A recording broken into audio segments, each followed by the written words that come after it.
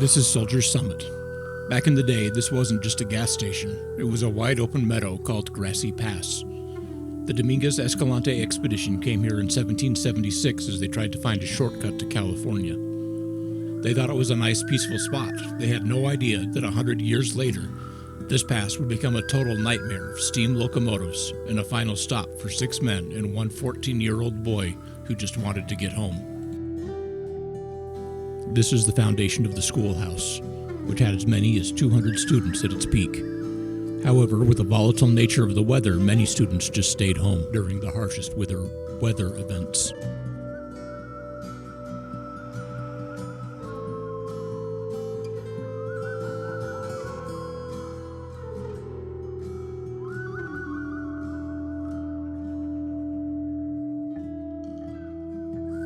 I was surprised at how many broken down cars are scattered around here. Some are antiques and were likely left here when the town died. I was very careful here not to step on anything rusty, as the last thing you want is tetanus.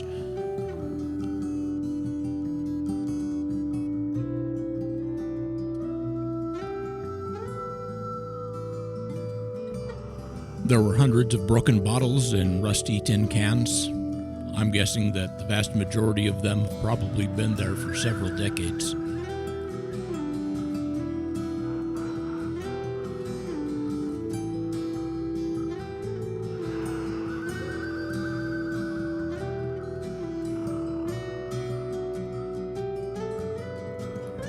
I didn't go inside. I didn't want to risk getting hurt.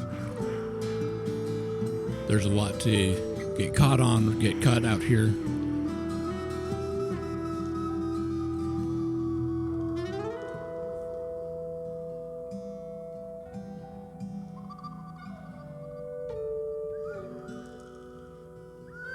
My understanding is that this over here was the boiler room, which provided heat for the school.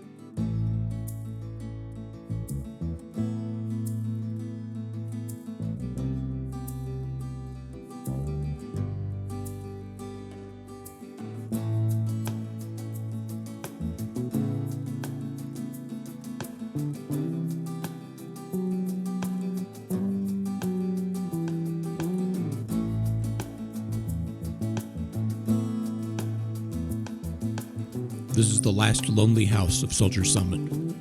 It is the last structure still standing of the original construction of the area. It is clearly marked no trespassing, and I honored that, although apparently there is still quite a bit of the original furniture still inside.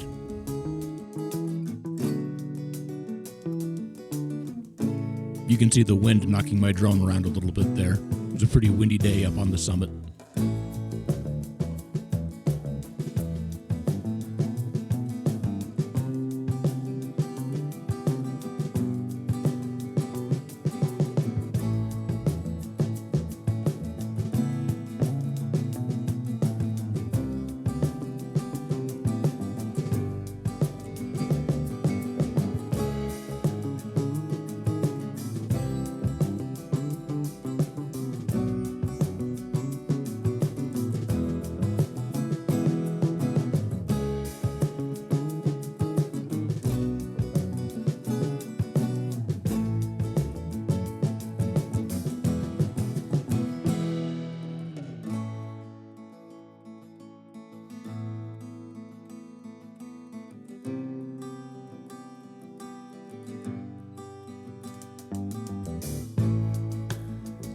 As you can see, the ruined cars aren't just limited to antique cars, but Even modern cars have found their way out here to be abandoned and torn apart.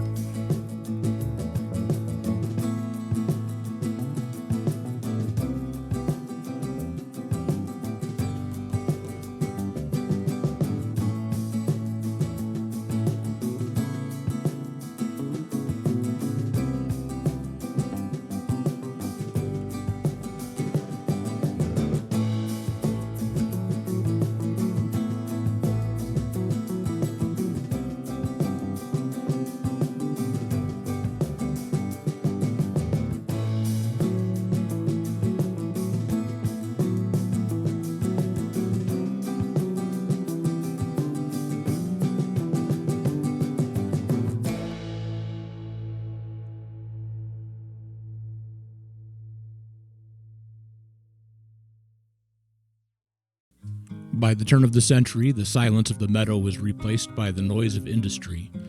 The Denver and Rio Grande Western Railroad faced a massive engineering problem here, a 4% grade.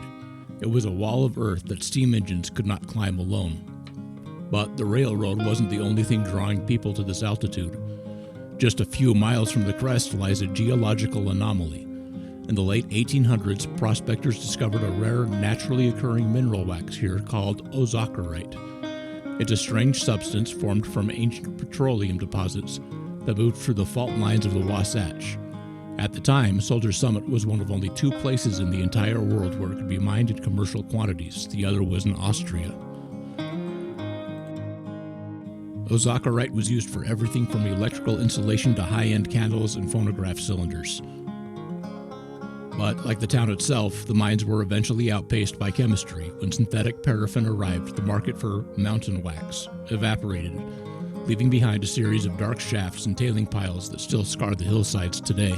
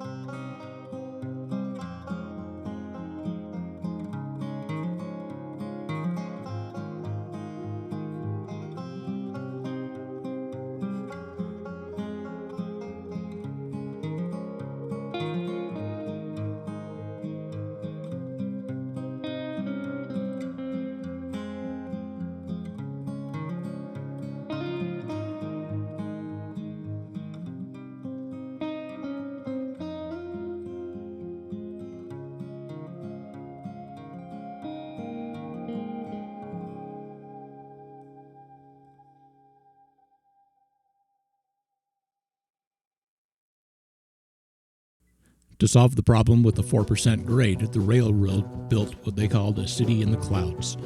By 1919, Soldier Summit was a bustling division point with 2,500 residents. It had a 15-stall roundhouse, a grand hotel, and the school that you saw earlier. It was a town built on the necessity of helper engines, extra locomotives that would push heavy coal trains over the hump. Life here was a battle against the elements. In the 1920s, the snow was often so deep that the town was connected by a network of tunnels dug through the drifts. It was a community defined by soot, steam, and the relentless physics of the mountain. For a few decades, it was the busiest, highest, and most brutal rail stop in Utah.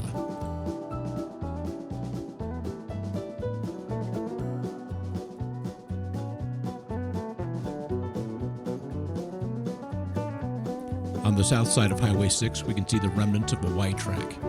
This is where a locomotive could pull in on one spur, back into another, and turn the locomotive around for a return trip.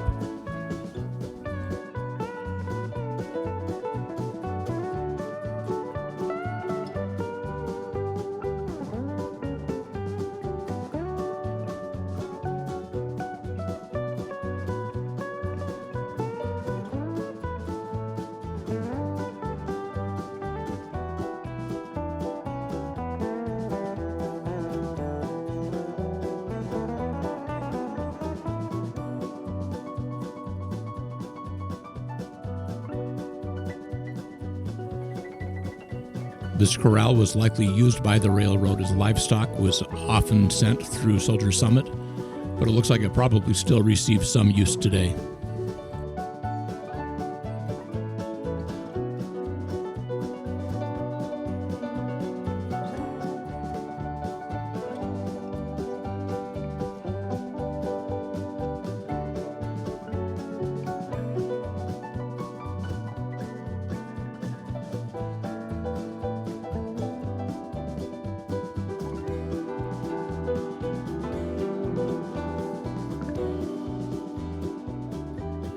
While the permanent residents lived on the north side of the highway, the south side was reserved for operations buildings and living quarters for rail workers, as they were almost always on call.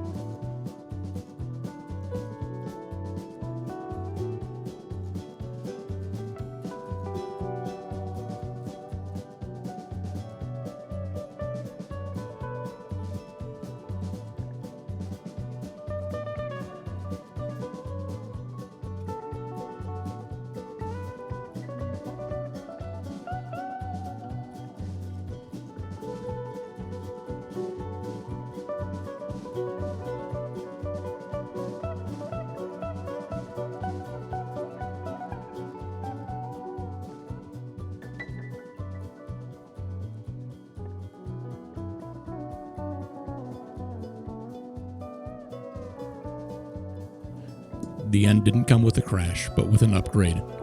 When diesel engines replaced steam, the helpers were no longer required. The railroad re-engineered the track to a gentler 2% grade, and the town's reason for existing was gone. In 1930, the railroad abandoned the summit. They didn't just leave, they dismantled the town. Houses, including the roundhouse, were lifted onto flat cars and hauled down the mountain to the valley below. Many of those original structures still stand in Helper City. For the next 50 years, Soldier Summit withered. It became a roadside curiosity, a tiny cluster of homes, famous mostly for being a notorious speed trap town in the 1970s. Soldier Summit had 4 police officers for every 7 residents. By 1984, the town was officially disincorporated.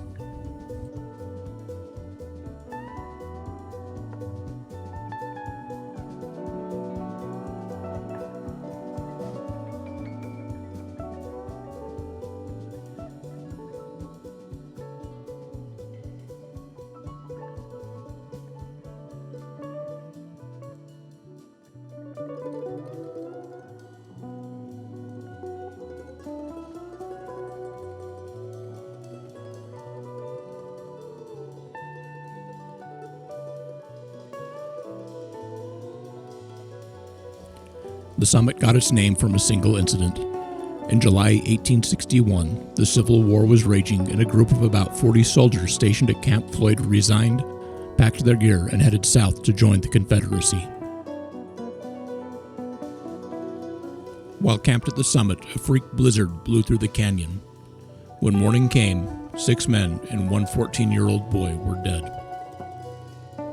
We don't know who they were. No names were recorded. They were buried on the site they died. There are some conflicting accounts of this, but this seems to be the most agreed upon.